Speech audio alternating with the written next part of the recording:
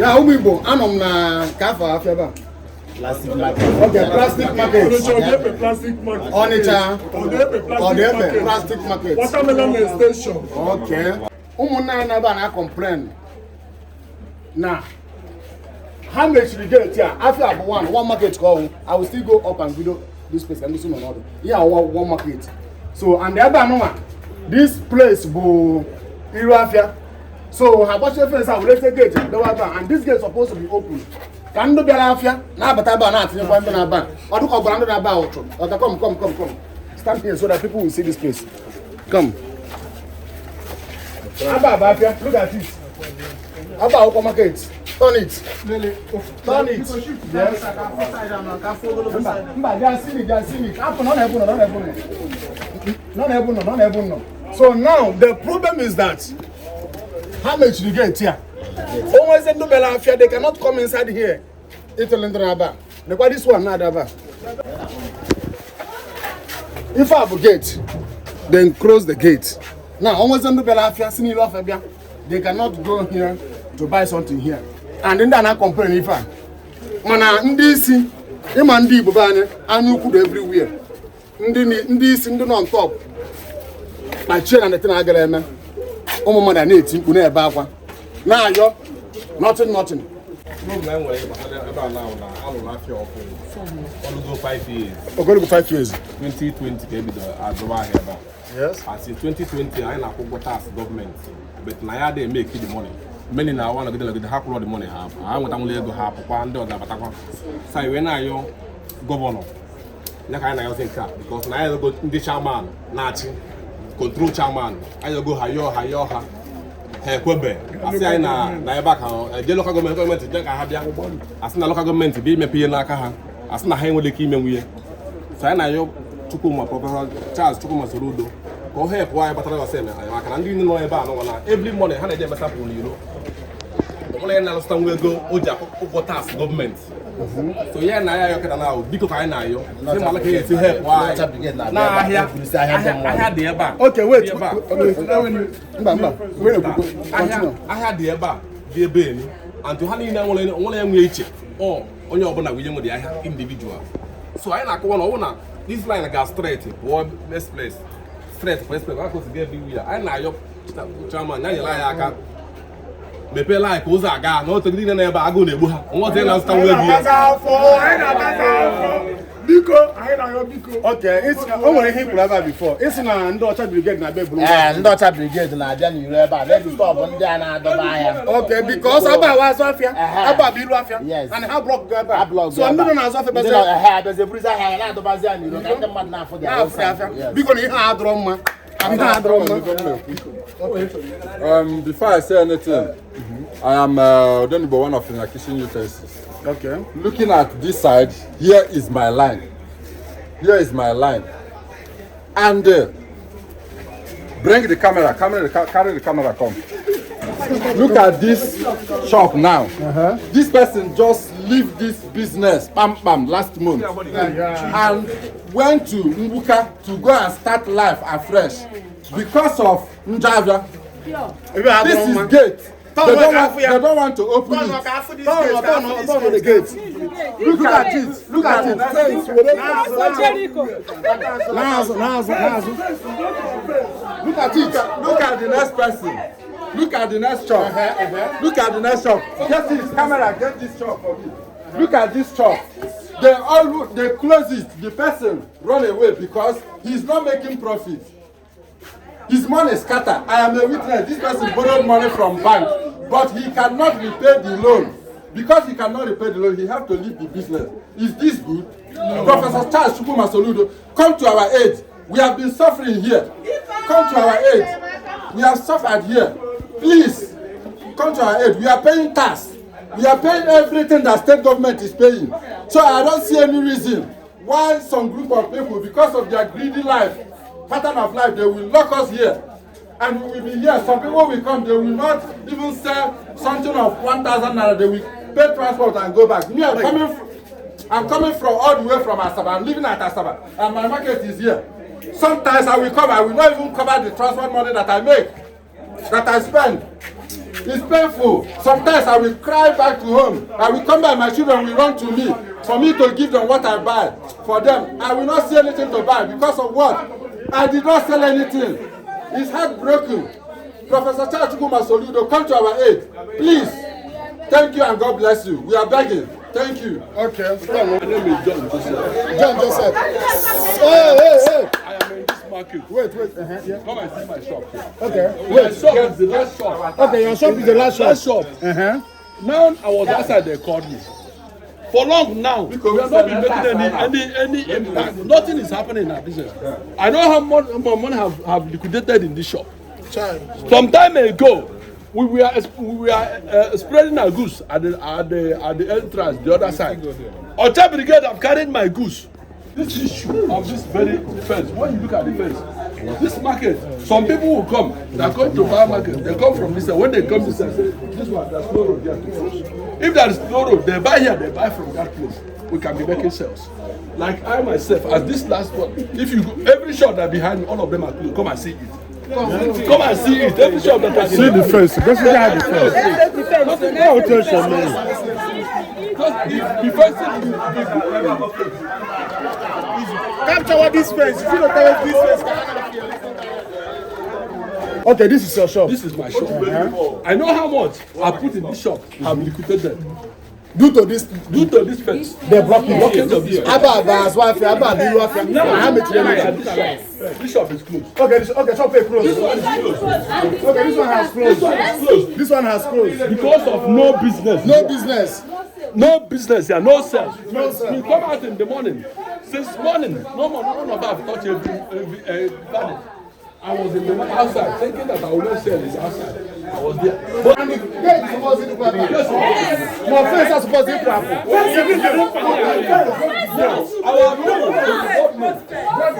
we even went to Local government. They came here and saw it.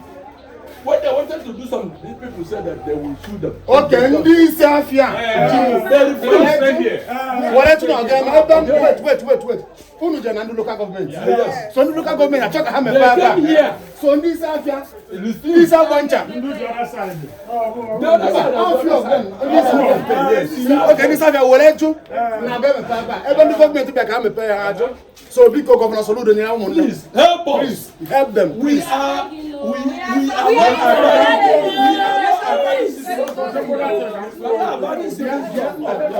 Speak brothers, my governor. Thank you very much. Ihe a bụ ihe anyị na-eti mkpu ya for long. Enweghị ihe anyị na-eme ebe a. Apụlụ ọkụrụ anyị front and back. Then the small place anyị nwee for our frontage. A na-akpọsa ya ahịa. So group of people Ocha Brigade ha bukọcha ngwa ahịa and ị ga-agbara ha ewute ego njiri wee bịata ebe a agbalicha anya and mụ onwe m now I'm trying to go back to my village. Ọ ga-awụkwa shameful thing and remarkable something na edi ihe aha mere ewere na-ekwu okwu during your administration. So use your power hand, upper hand, behind the face side. Open eye face side. Plastic side. So last, everywhere got okay. And we are paying our tax to the government every year. They stranded, no school fees, no dormitory fees, no everything, activity fees, no. Landlord na akpara m ugbu a na m wetara ego ụlọ. Ọ na ha aga ịkpọrọ m police. Ka eze ebe m si weta ego niile a. Biko, ya na ya ọsọ fence a niile.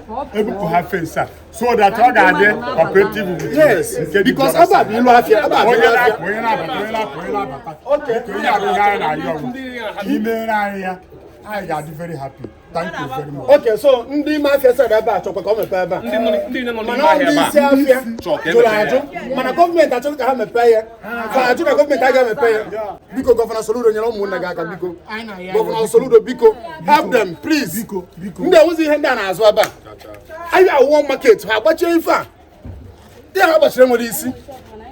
Now they want to open the press. Question this afia anyuku greediness.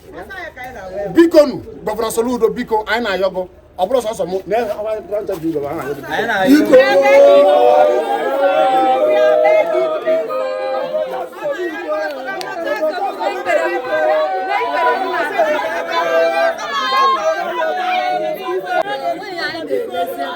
We are not selling market because of this. You know, I was one at a one. If you go to go now, that's Jenny Rocky for by was. I know why I have talking. On top brigade, the Blacketa, they did their healers. Good, I don't know the other. Oh, my, and you want to have one. I have also.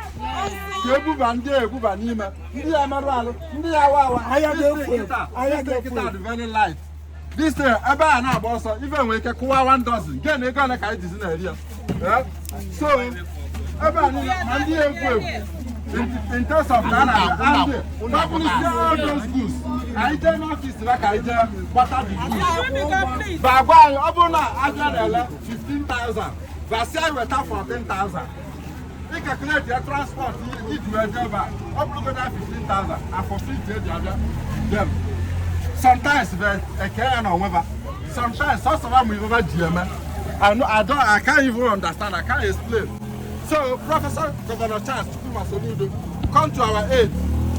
I'm a barber, can Anambra very clean because some people are in a member. I will not do them, but all because I didn't want option. Can you wake a letter? I'm a caca, I'm a sample. I'm a fella as well. I'm a fella at that gate. And I could see a sample outside that. Anambra are the organizer, them manana. Not us, I put us. Look at it. I put us. You have a task 2025. And what about in this year 2026? We are paying. We are supporting government of Professor Governor Charles Soludo. I support her very well. So I see no reason. A treat unfair. It's unfair. Thank you, Mr. Governor.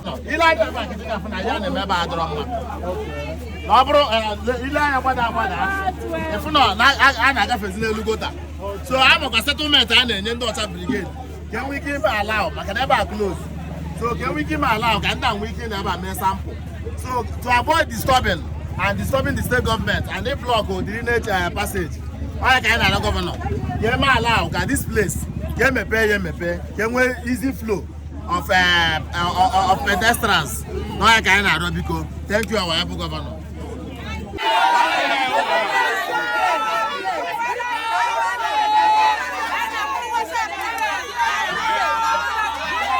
Here is express. Now, look at it.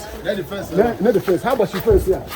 So, in this main load, they cannot enter inside the market because they block this place. They block it. How about you? They block this fence. So that these people they are suffering. And that's our who is supposed to open, but they cover this place. These people are not attacked for many years.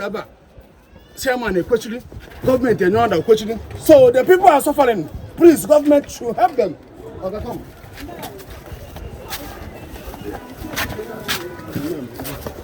Look at it. Never happens ever. Under abundant complaining, so they are trying to complaining. Look at it here. Look at the express here. Look at it. So about look at it here. Look at the express. So government Soludo, please help these people. They are suffering. Hear their cry. Look at it. Please, Governor Soludo, please help these people. They are suffering. They are crying for your help. Follow me. Follow.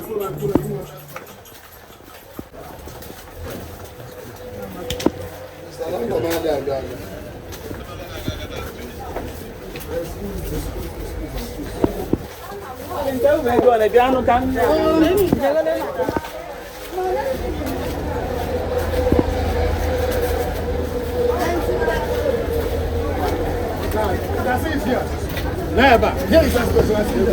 Above express. We can see it here. Above Ilofia. You can see it. Above Ilofia.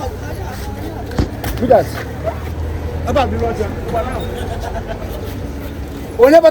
Only basic afia. That person cannot go that side to buy goods. Have brought other place. Those people are suffering. They are crying for help.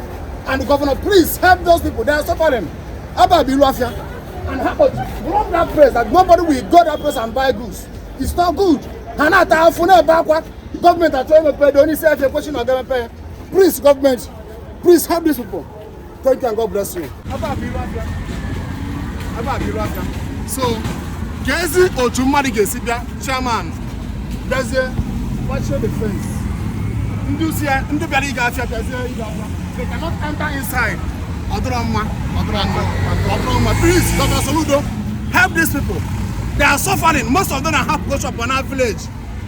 Some of them have closed their shop, went back to village. Please help them. Thank you and God bless you. Please, this is one of our brothers somewhere, maybe there, please.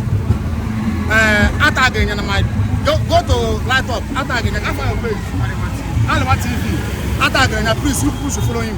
Thank you.